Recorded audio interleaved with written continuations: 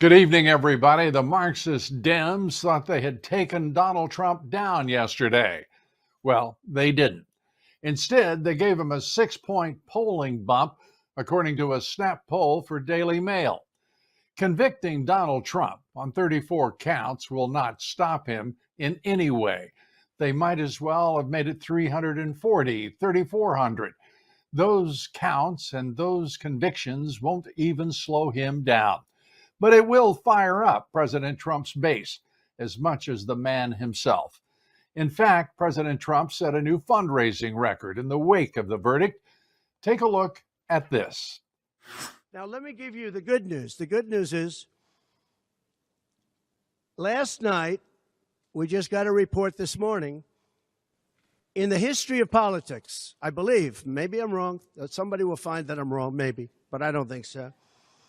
They raised with small money donors, meaning like $21, $42, $53, $38, a record $39 million in about a 10-hour period.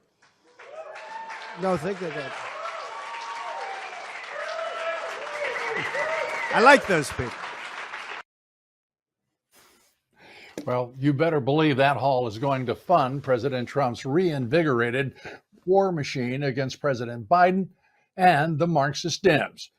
President Trump knows that this is a battle for the soul of the country, of course, and he is willing to do whatever it takes to restore this constitutional republic. Here he is.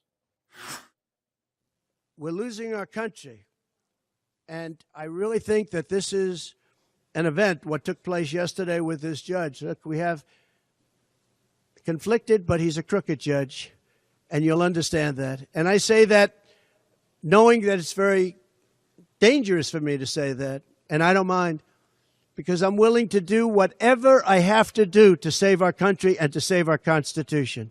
I don't mind.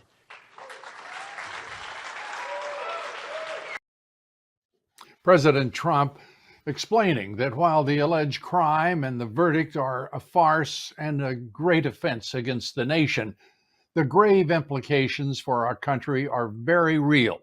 If they can do this to President Trump, they can do it to anyone. The whole thing is legal expense was marked down as legal expense. Think of it. This is the crime that I committed, that I'm supposed to go to jail for 187 years for.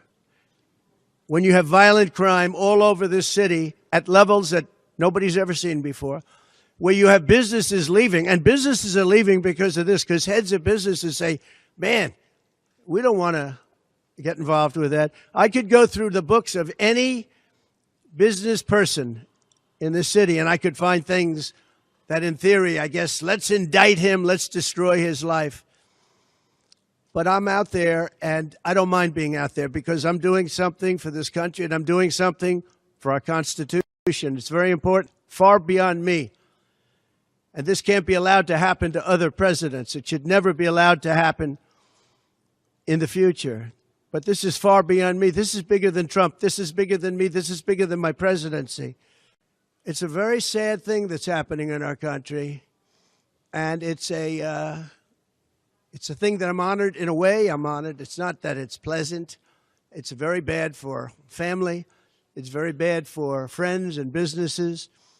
But I'm honored to be involved in it because somebody has to do it, and I might as well keep going and be the one. Of course, it is bigger than all of us. It's about whether or not our constitutional republic survives. And if we don't have the rule of law, of course, then we simply don't have a country. Joining us now is President Trump's surrogate and criminal defense attorney, David Gelman. He's been by President Trump's side as the Marxist Dems have conspired and taken every effort to lock him up and interfere with the outcome of the 2024 election. Now, here is David Gelman. And David, great to have you back with us. Talking before this verdict, talking after it now. It's just a disaster. It seems to me, at least, for the New York court system. I don't know how the New York judiciary recovers from this obvious corruption. It's absolutely insane, Lou. I mean, you have the most corrupt lawyers and the most corrupt judge I've ever seen. Think about it.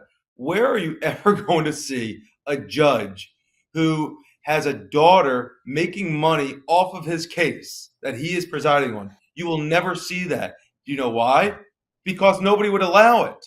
So how a higher court did not step in, or the presiding judge of the criminal division did not step in, is purely asinine.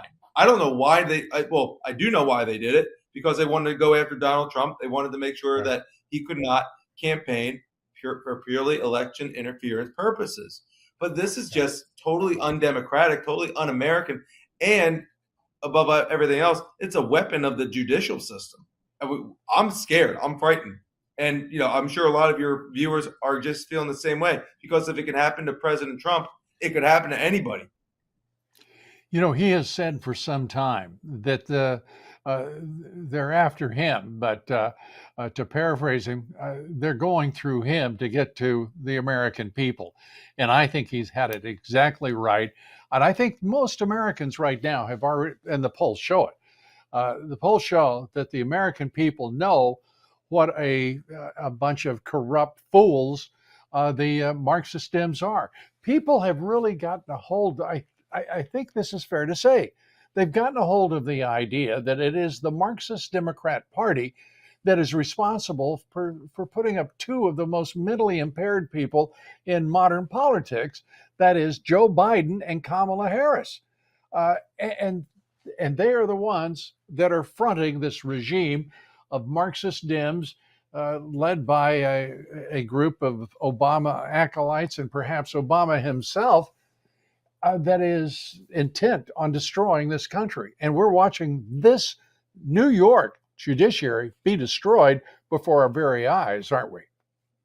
You're exactly correct. I mean, if you think about it, New York is it's really the center of the United States when it comes to all financial decisions, all entertainment, everything. And pretty much it's one of the most famous, if not the most famous city in the entire world. And the judicial system used to mean something in New York. That's the beauty of it. They had integrity. They had judges who were not only feared, but respected. Now, it's totally opposite. You have a city, which, let's just say, it's seen its better days, if you will, with crime, with poverty, with illegal aliens coming over in there. And, I was there on Monday and Tuesday, and I couldn't wait to get out of there. So, and that's just one thing. But the judiciary alone, the other judges in New York City who are sitting on a court, in any court, let's just say it's traffic court, they have just lost respect. I don't care if they were in on it or not, but they have lost respect. When you are going to in front of a judge now in New York City, I can guarantee you that the litigants are definitely looking at the people with the black robe in a different light now, Lou. And that's a sad thing. It's very sad, because I always grew up, and I'd like to believe that judges are, I'm not going to say above the law, because nobody's above the law, but they have a higher standard that they have to obey, if you will. They're not like you and me, all right? They have a higher standard, so they're on a pedestal, if you will. Now, I think they've gone much lower, and it's all because of Judge Merchan and what he did, or what I should say, what he didn't do, and that's uphold the rule of law. But instead, what he did was become a prosecutor. So there was really nobody on the bench during the trial. It was just a figurehead, because Merchan was just part of the prosecution team. So the American people are watching this. It's clear that they now understand what the New York judiciary is. It's also clear, because the polls also show this, that they believe all of this is about destroying President Trump, stopping him from becoming the 47th president, which he is assured of doing, unless he is impeded by these corrupt prosecutors and Marxist Dem judges.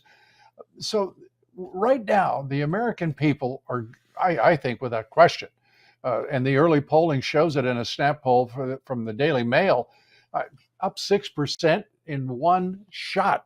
And it's just amazing to think that this will not result in something that will be, at the very least, equal to a red wave, if not an absolute outright red landslide on November 5th. I mean, it's going to be a tsunami because look, and not only what the 6 points that President Trump is up now from the poll of the Daily Wire, but look at the donations. 10 hours after he was convicted, he had over $35 million in new donations, not including 30% of them were new people. So you have damn near $40 million that is being reported now in the campaign in less than 24 hours since this verdict has been made. Can you imagine what the Democrats are feeling now? I mean, they got to be shaking in their boots because they got to be thinking to themselves, "Oh boy, we might have messed up here and we're going a little too far." Because now the American people are showing with their wallets, and if they show with their wallets, that means they're definitely invested in President Trump. And when you have 30% newer individuals who are donating, who've never donated, I love those odds now. And it's showing President Trump is doing exactly what he's supposed to be doing. He's fighting for the American people. He said it again today in his news conference. He did it for them, not for him. He's fighting for everybody, fighting for future presidents, fighting for just the future of our country. Because right now, our country is not nearly as good of a place it was 24 hours ago. It's true. And it's just President Trump has been talking about the decline of this country under Joe Biden and the Marxist Dems, turning over a 2,000-mile border to the Mexican drug cartels, allowing hundreds of thousands of Americans to die from fentanyl brought in by the Chinese communists and the Mexican drug cartels. The alignment of this entire administration against our allies and for our enemies, for China, against Israel, and to simply watch as much of the country on college campuses turn into bigots, anti-Semites, pro-Hamas, embraced by the Biden administration.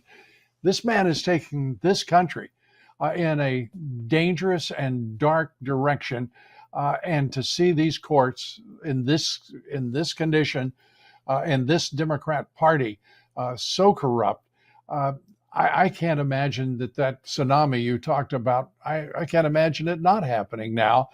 So where does the campaign go from here in your judgment, David? Well, I would say that President Trump is just going to go campaign all over the place to kind of get momentum back. But here's the funny thing: he never lost momentum. I don't want to say that the trial was a good thing for him, because it obviously wasn't. It was a terrible thing for anybody. But the amount of publicity President Trump got for this, and the amount of not sympathy, but people realizing the judicial system was weaponized for this very reason, to go after President Trump, to stop him, is just flat out amazing. So the campaign is now going to use this. President Trump, he said it in his speech today. He was just one. He was made an example of. He was an individual that is going after Biden, going after the corruption in Washington, D.C., the swamp, if you will. And because of that, they went after him. So now he's going to go out on the campaign trail like he does better than anybody else, Lou. I mean, I'm a Jersey guy. He was in Wildwood, New Jersey a couple weeks ago. He got 100,000 people. I mean, Joe Biden was in Philadelphia around the corner from me over the week. He got 100 people. Yeah. This is going to be an absolute ridiculous campaign spreading now for President Trump. What happened? He is going to use this to his advantage, and he should. And the people are seeing this now. And we also realize that these corrupt Marxist Dems are going to try to steal this election just like they did in 2020. They're going to bring everything they've got, because now they're desperate. They know, as you suggested, that they've overstepped, that the American people have wised up. What do you expect the Republican Party to do? Because right now they're spewing bromides and bull rather than talking about the issues. I mean, where is Mike Johnson, Speaker of the House? Where is Mitch McConnell, the Senate leader for the GOP? They're nowhere to be found. We have we've got some real uphill work to do as a political party. And this president simply cannot embrace those people because they are just as big a part of the problem, in my opinion, as the Marxist Dems themselves, because they've sold out the Republican Party and the people they're supposed to be representing. You're right. I mean, well, look, we all know that President Trump's opinion of Mitch McConnell probably the same as yours and mine. So I didn't expect him to have a fundraising party for him after what happened.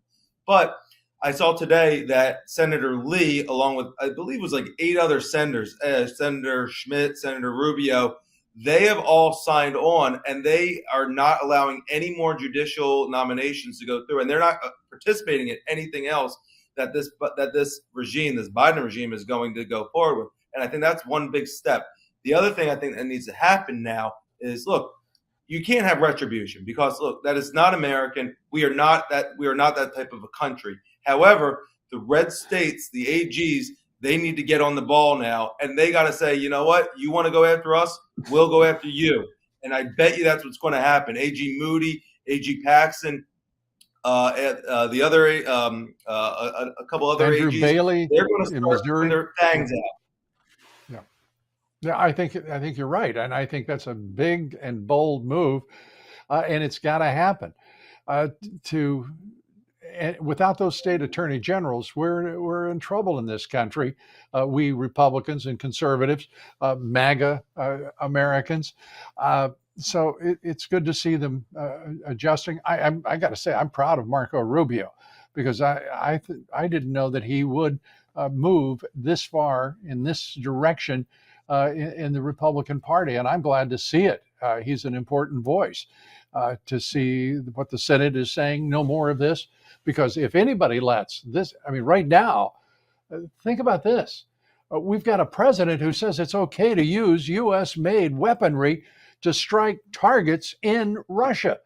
He knows that's a red line for the strongest nuclear power outside the United States in the world, Russia.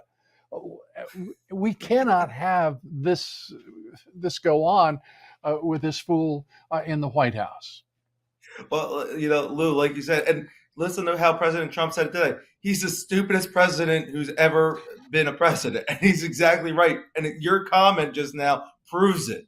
How are you going to possibly use U.S.-made weaponry to go into Russia? You can't. It's beyond terrible. And then today, Lou, I'm sure you saw it, where Biden had that ridiculous press conference. And then at the end, he was asked about President Trump as he was walking away. Did he feel that President Trump said that he blames Biden? He gave that really weird smirk, like an evil smirk. This just shows the American people the incompetentness and, frankly, the corruption that is going on in the White House. Well, better times are on the way. November 5th, as the president said, and I don't think it's with any hyperbolic effect. The reality is what he said is true. November 5th becomes the most important day in our history because there won't be a future without Donald Trump leading this nation. I appreciate you being with us, David. Thanks so much. David Gelman, surrogate for the Trump campaign and the president. Good to have you here. All the best. Great being with you, Lou. Thanks. The world is watching as America hurtles toward becoming a banana republic with a conviction of President Donald Trump on bogus charges, 34 of them. The Marxist Dems have replaced the rule of law with the law of the Marxist jungle. But their plans are so blatant, so in your face, that most Americans see through them. Axios, a liberal publication, conceded after the verdict that, quote, the vast majority of voters already have formed their opinions on President Trump. In other words, Democrats incinerated our institutions of justice and still failed to stop Trump himself. And President Trump said it best. The real verdict will come on November 5th. This was a disgrace. This was a rigged trial by a conflicted judge who was corrupt. It's a rigged trial, a disgrace. They wouldn't give us a venue change. We were at 5% or 6% in this district, in this area. This was a rigged, disgraceful trial. The real verdict is going to be November 5th by the people. And they know what happened here, and everybody knows what happened here. You have a Soros-backed DA, and the whole thing. We didn't do a thing wrong. I'm a very innocent man, and it's okay. I'm fighting for our country. I'm fighting for our Constitution. Our whole country is being rigged right now. This was done by the Biden administration in order to wound or hurt an opponent, a political opponent. And I think it's just a disgrace. And we'll keep fighting. We'll fight till the end, and we'll win, because our country's gone to hell. We don't have the same country anymore. We have a divided mess. We're a nation in decline, serious decline. Millions and millions of people pouring into our country right now from prisons and from mental institutions, terrorists, and they're taking over our country. We have a country that's in big trouble. But this was a rigged decision right from day one, with a conflicted judge who should have never been allowed to try this case, never. And we will fight for our Constitution. This is long from over. Thank you very much. Why should voters vote for The President of the United States. What treatment, what a disgrace, and what a vile bunch of criminals, these Marxist Dems. Turning to other news developments quickly here. These stories making headlines. Former Russian President Dmitry Medvedev says his country is not bluffing about responding to European threats with Russian nuclear weapons. That warning followed President Biden giving Ukraine the green light to use American weapons for direct attacks on Russian soil. This White House is now playing with fire with a country that controls more than 5,000 nuclear warheads. What in the world is the Biden White House thinking? Those warheads, by the way, all of humanity would be wiped out 14 times if they were all employed. Meanwhile, the Biden administration is planning to send Latin Americans to Greece and Italy. Latin American illegal aliens, that is. Biden is exporting the parts of the invasion at our southern border by giving the invaders Mediterranean vacations. You can't parody this administration. It is beyond belief. Well, speaking of vacations, elevate your sleep like you're on holiday. As you know, Mike Lindell has a passion to help you get the best sleep of your life. And after he invented the world's best pillow, he created the famous Giza Dream Sheets. They are the best sheets you will ever sleep on. Your best night's sleep just got even better, by the way. For a limited time, you will get a queen-size set of Giza sheets for $59.98. King size, $10 more. The lowest prices in history. Mike and MyPillow employees continue to be canceled by those big box stores and, of course, to be attacked by the national left-wing media. They appreciate all of your great support during these times, and they want to thank you by giving you free shipping now on your entire order today. To get the best specials ever, go to mypillow.com or call 800-977-9152 and use promo code Dobbs. You get the famous Giza Dream Sheets, queen size for only $59.98 and king size just $10 more. So call 800-977-9152 or go to mypillow.com, promo code Dobbs to get free shipping on your entire order today. And please join me for my podcast, The Great America Show, each and every day. And here's another indicator that persecuting President Donald Trump is not a brilliant idea, not nearly so brilliant as the Marxist Dems thought the conspiracy would prove.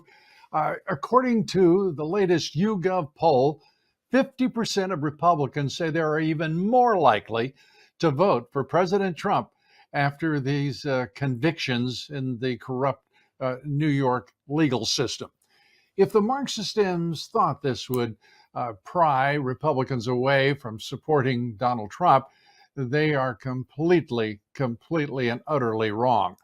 Americans see through this corruption, whether it's in DC or whether it's New York or the combination, as in the case of this persecution of Donald Trump by a George Soros sponsored district attorney, a corrupt acting judge in the New York legal system, Juan Merchant.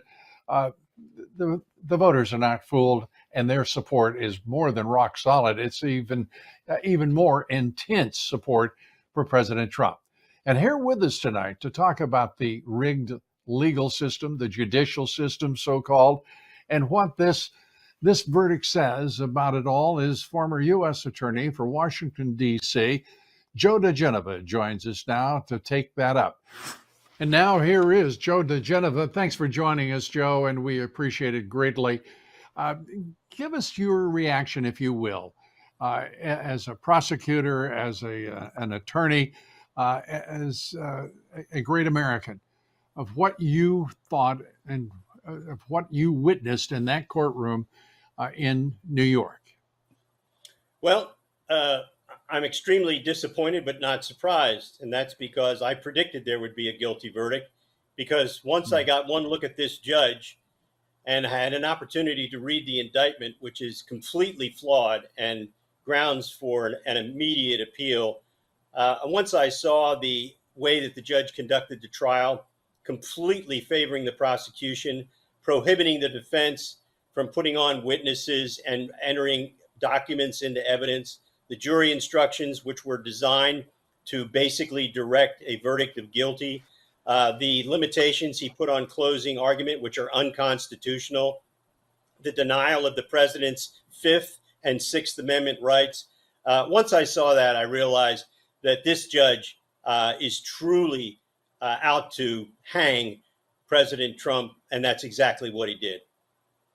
And that's the reason he was apparently he was selected. Um, and, uh, and to think that this man knows exactly what he's doing. He's got all the attention on him right now around the world, and he is just obviously corrupt. He is politically persecuting President Trump, his attorneys as well, witnesses. How can that kind of conduct be tolerated by the New York court system unless it too is every bit as corrupt as this fool in Manhattan? Well, it's pretty obvious that the court system is not being responsive to the constitutional needs of Donald Trump. When Trump's people appealed the gag order and the limitations on his conduct, the appellate division upheld the gag order. It can, in what can only be described as a sophomoric ruling, which was almost so ignorant in its discussion of the law around gag orders as to be offensive to any lawyer who knows anything about the law. I think what's going on in New York is basically a system that's out of control, and no one can do anything about it. When you have a corrupt prosecutor, politically corrupt prosecutor, and a politically corrupt judge, and a judicial system that is not responsive to the rule of law, then you have basically a communist system. This is a process which, and let's remember why we're here. 250 years of constitutional law and order and the rule of law was put on its head when Joe Biden and a group of Democratic prosecutors in the Justice Department in New York and Georgia decided that they were going to indict a former president of the United States without any reason whatsoever, other than to cripple him in his race for the presidency in 2024. You had an unconstitutional retribution-led prosecution designed to interfere in an election. That's where we are. That's why this mess exists. And they handpicked a local state judge to handle this case because they knew what he was going to do. And that's exactly why they sent the third in command at the Justice Department to the DA's office to try the case. This is a monumental disgrace. It should be an embarrassment to the bar and the bench in New York, but it apparently is not. And that is a big part of the issue as well, because they've taken ownership of this trial as well, as you point out. Yes. If they wouldn't change the venue, if they wouldn't recuse the judge, if if they would not reverse that outrageous assault on the First Amendment with his gag orders, it, they own it. So there's no likelihood of a direct appeal from this case to the appellate court, is there? Not at the moment. I mean, first of all, when once Trump is sentenced, he will have the ability to file an immediate appeal, and he can file his appeal as quickly as he wants to, especially depending upon what the judge does. I personally believe the judge is going to give him prison time. I think this judge is really unhinged. I think he's is. I don't think the guy is mentally stable. He clearly gets offended by the smallest of slights in a courtroom. No seasoned jurist lets anything like that get under his skin. He's a petty tyrant. That's what it boils down to. And when he gets to sentencing, he's going to do two things. He's going to try and fake it and make it look like he's being creative. But when all is said and done, he's going to do everything he can to make it a demeaning process for President Trump. So it's only going to get more ugly, Lou. It's not going to get any better.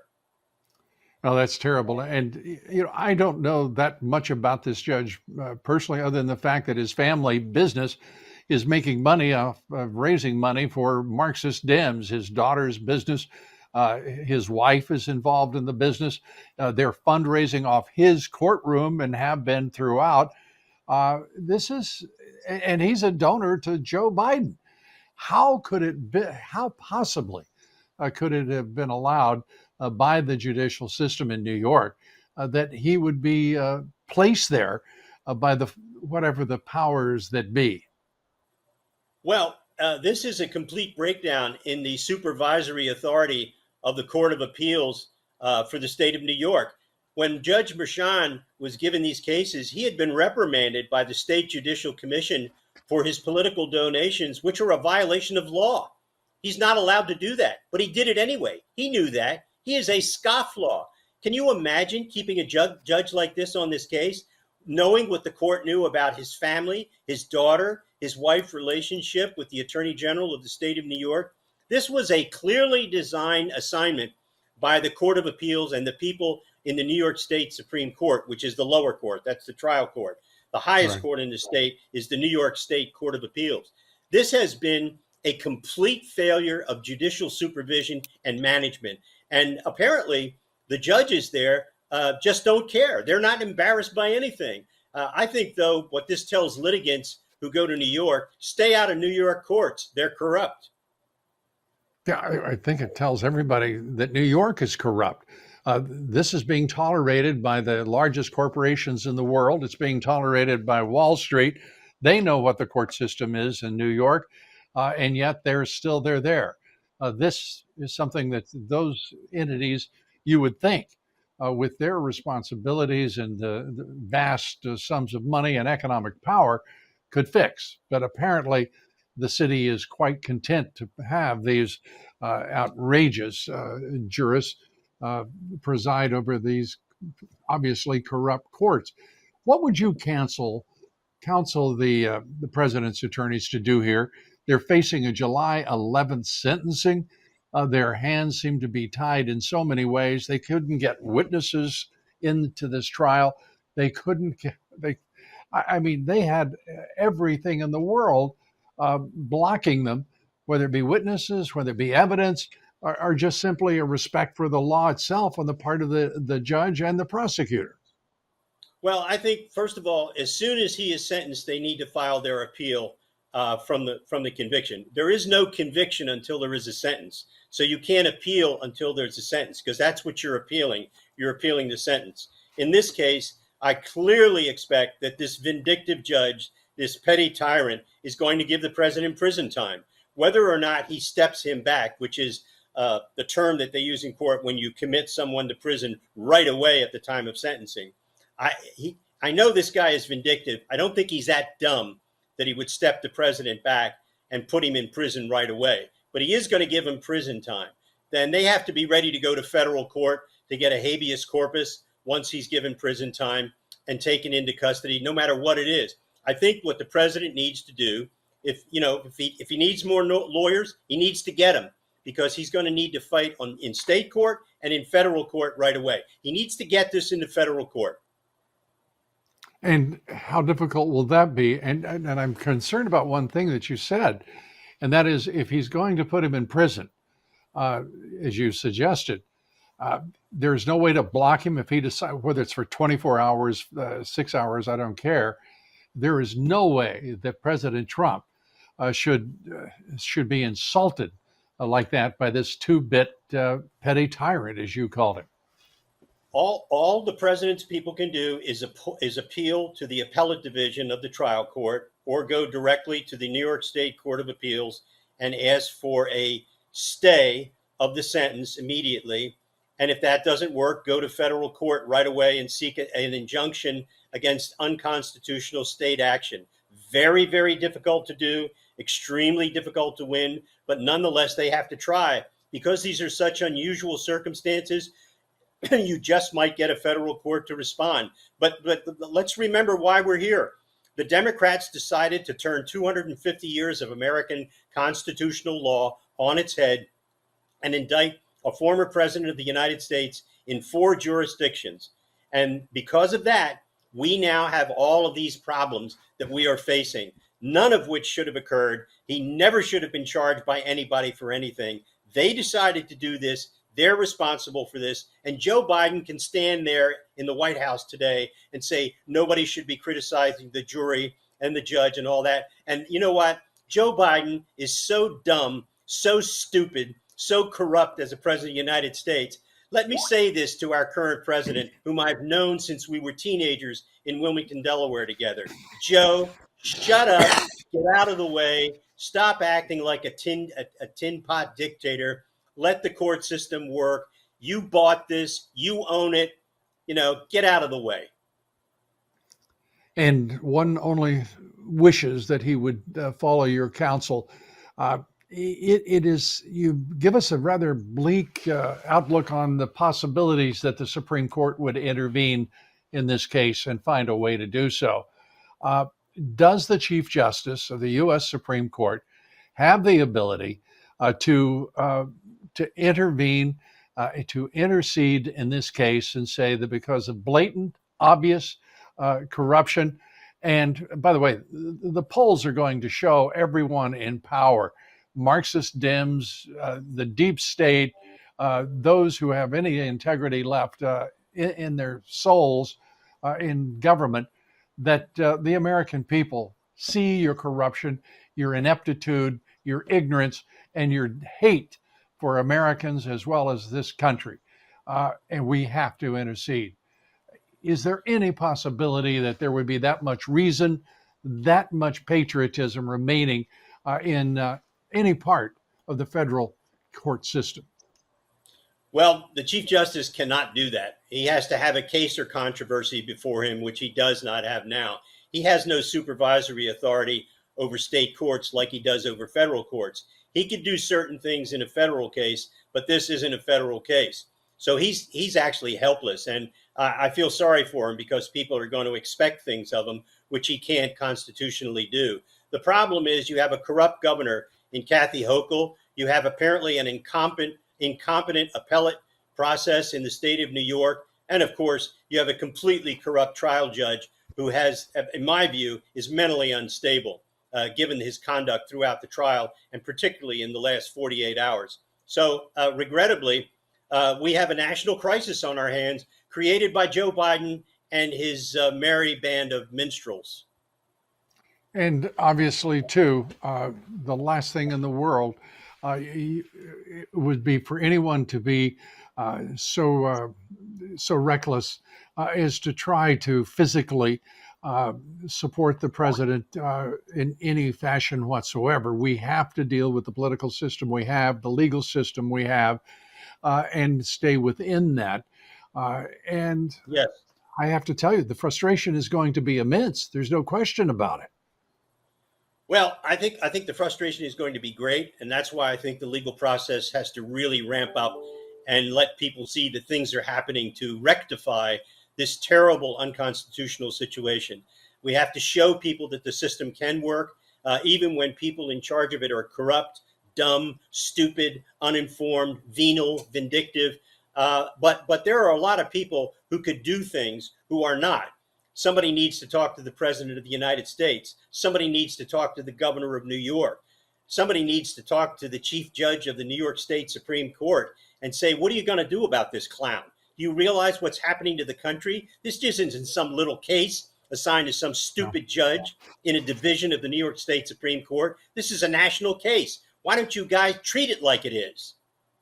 And you know what I really don't understand in following on your sentiments and analysis, I don't understand why corporate America, all of the wealthy corporations in this country, with the economic power, the political power they possess, all of the Wall Street firms, this is the hub of economic power for the world, the global trading system, and for them to be mute, whether it be Jamie Dimon at Chase, the largest bank in the United States, whatever it may be, all of the major corporations in this country should say right now, through their attorneys, in my opinion, at the very least, or pick up the damn phone yourself and say, this is going to tear this country up, and you've got to stop it.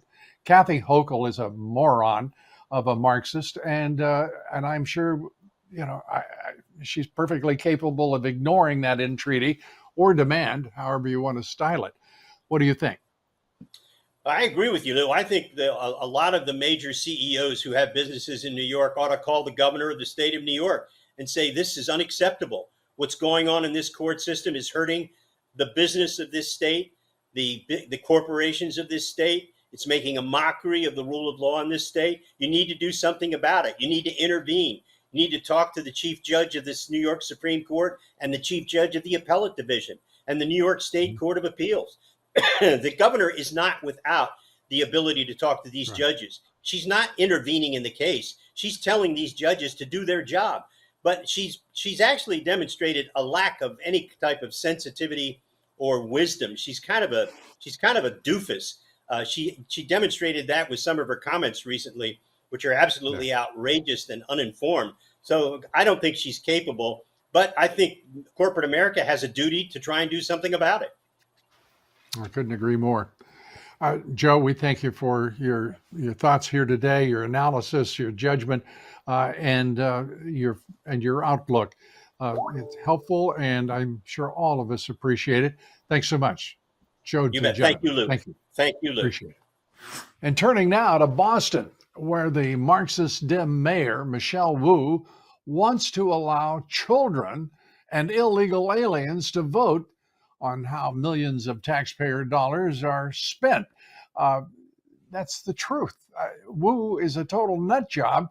She wants young voters, young as 11 years of age, as well as illegal aliens, to have a vote. This is the mayor who would rather criminals not be prosecuted, of course, for crimes like trespassing, drug possession, distribution, and wanton destruction of property. Wu belongs, I think, in a room under observation, not a mayor's office, certainly. Oregonians, fed up with living under Marxist Dem rule, want to separate from the rest of the state and become part of Idaho. They're calling the ambitious project the Greater Idaho Movement. Greater Idaho would splice several Oregon counties, 13 of them, into the Gem State and move the border of Oregon 200 miles further west. The Oregonians, who are fed up, they just simply are sick of a government that taxes them to death and then unleashes criminals back into their communities. Americans trapped in blue states everywhere feel their pain. Imagine being a conservative in New York City right now with all that is happening there. Joining us is the leader of the Greater Idaho Movement, Matt McCaw, and what an extraordinary historical moment. 13 counties in Oregon want to join up with Idaho. It sounds like it's an idea that whose time has come. Tell us how it's going.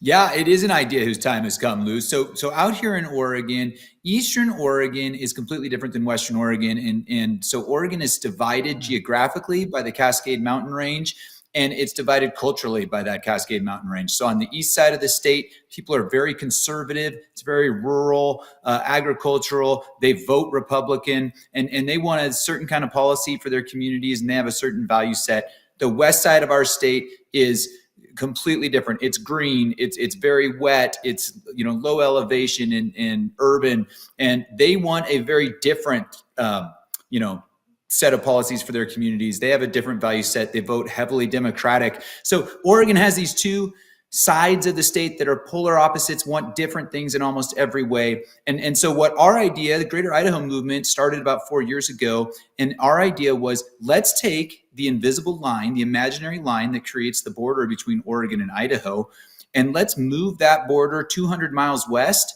to the Cascade Mountain Range, where the actual cultural and geographic divide is between the two states, so that the people of Eastern Oregon, which overwhelmingly vote like the people of Idaho and are more similar to the people of Idaho in almost every way than they are to the people of Western Oregon, let them get state government from the state of Idaho. And then all the political tension and all the political conflict that comes from these two very different peoples sharing a state government will go away. So we've been, for 4 years, Lou, we've been going directly to voters, and we've been going to voters in Eastern Oregon counties, and we've been asking them, do you want your elected leaders to pursue this solution, to try to move the border? We're 13 for 13 in Eastern Oregon, and Crook County just became our 13th county to say, yes, we want our elected leaders, our state representatives and senators, to make this happen. So 13 states are signed up. Is that sufficient? And tell us the process from this point forward. Yeah, so you actually don't have to have a vote of the people to make a border change happen. Any two states that are bordering each other, the two state legislatures can decide to move the border. So it's through the process called an interstate compact, which is essentially a contract between two states. And so any two states legislatures can say, where our border was placed here 170 years ago. It no longer functions. It no longer works well for people. In fact, it's causing problems and it's causing conflict. So if two legislatures agree to move a border, they can sit down, create a contract, an interstate compact, and the border will move as long as the two state legislatures pass that and approve it, and then it goes to the U.S. Congress. This is a process that has happened multiple times in the history of the United States. Oregon and Washington actually moved their border slightly in 1958 through this exact process. There was an understanding when our country was founded that things would change, peoples would change, people were going to populate areas differently, and that our borders needed to be flexible. Again, a border is just an imaginary line, Lou. We use imaginary lines to group people for political representation. We change those all the time. Every 10 years, we redistrict, where we take this imaginary line and we redraw it to better get political representation that matches the people that live it. And nobody thinks anything of it. It's a political tool that we can use to solve problems. I've had an unfortunate parallel occur, and that is we have an imaginary line along 2,000 miles of this country's southern border. It is imaginary now, and imaginary is something that I personally don't like because it's been turned over to the Mexican drug cartels, and it's not being defended. But I take your point, and I want to ask you to comment on that.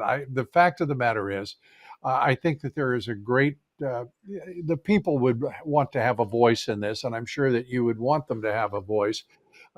So tell me, how likely is it that you can get the state legislature of Oregon, which has got all that tax money wrapped up in you and your fellow citizens there, and turn it over to Idaho? I can see that Idaho might be kind of excited about having more people, higher tax base, and the Oregonian legislature, well, they just might want to hang on to a few dollars. Is that part of the problem? Well, so we actually, so the Idaho legislature has already looked at this. They've passed a memorial in 2023, and the Idaho House approved a memorial that invited the Oregon legislature to begin border talks. So the Idaho legislature has already looked at this and said, we see how this makes sense for the state of Idaho and our citizens and the people of Eastern Oregon. Let's have this conversation. Where we're stuck right now, the people of Eastern Oregon think this is a good idea. Polling has shown that the people in Idaho think this is a good idea. Polling has shown that the people in Northwestern Oregon even think this is a good idea. Where we're stuck right now is the Oregon legislature. And I think that one of the things that people don't understand is because Eastern Oregon is not as wealthy as Western Oregon, right now Western Oregon actually sends tax dollars east to Eastern Oregon. If they would just let us go, just let us peaceably separate and go get our state governance from a state that much better matches our values, they could keep hundreds of millions of tax dollars at home in Western Oregon to spend on their own problems and their own specific needs. So this is really a win-win-win solution. It's a win for the people of Idaho, win for the people of Eastern Oregon, and it's a win for the people of Western Oregon also. Well, I appreciate it, Matt. Thanks so much for being with us. Wish you a lot of luck. Very quickly, just a very quick answer, if you would. How long do you think it'll take before it happens? Well, this can start as soon as 51% of the Oregon legislature says they're ready to make it happen. So, as soon as Oregon's ready to talk, this will happen. All right. You don't want to give us a date. I'll just say what I said, 51%, and then we can start moving forward. You got it. Thanks so much, Matt McCaw. Wish you a lot of luck. Appreciate it. Thanks for being with us. Thanks, Lou. I appreciate it. And let's turn now to a great deal. Mike Lindell, as you know, has a passion to help us all get the best sleep of our lives. After he invented the world's best pillow, Mike created the famous Giza Dream Sheets. They're the best sheets you will ever sleep on. Your best night's sleep, too, just got better. For a limited time, you will get a queen size set for $59.98, king size just $10 more, the lowest prices in history. Mike and MyPillow employees continue to be canceled by those big bad box stores and attacked by the national left-wing media. Mike and the MyPillow employees appreciate all of your great support during these times and want to thank you by giving you free shipping on your entire order today. To get the best specials ever, go to mypillow.com or call 800-977-9152 and use promo code Dobbs. You get the famous Giza Dream Sheets, queen size for only $59.98 and king size just $10 more. So call 800-977-9152 or go to mypillow.com, promo code Dobbs. That's DOBBS to get free shipping on your entire order today. And please join us for my podcast, The Great America Show, each day. Thanks for being with us. Join us here Monday, 7 Eastern, 6 Central. And coming up right after this, the Lindell Report. Mike with a fantastic show. Thank you for being with us. Good night, and God bless you. And God bless America.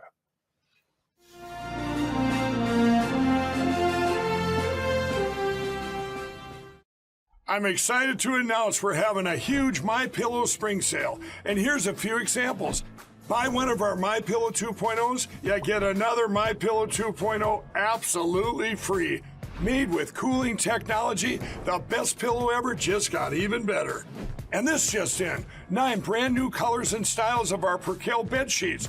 They're made with the finest long staple cotton, and now you can save 50% or more. That's as low as $24.98.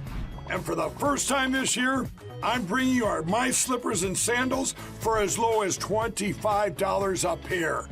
So go to mypillow.com or call the number on your screen. Use your promo code to get your MyPillow 2.0s. Buy one, get one free. Percale sheets as low as $24.98. My Slippers and Sandals as low as $25 a pair.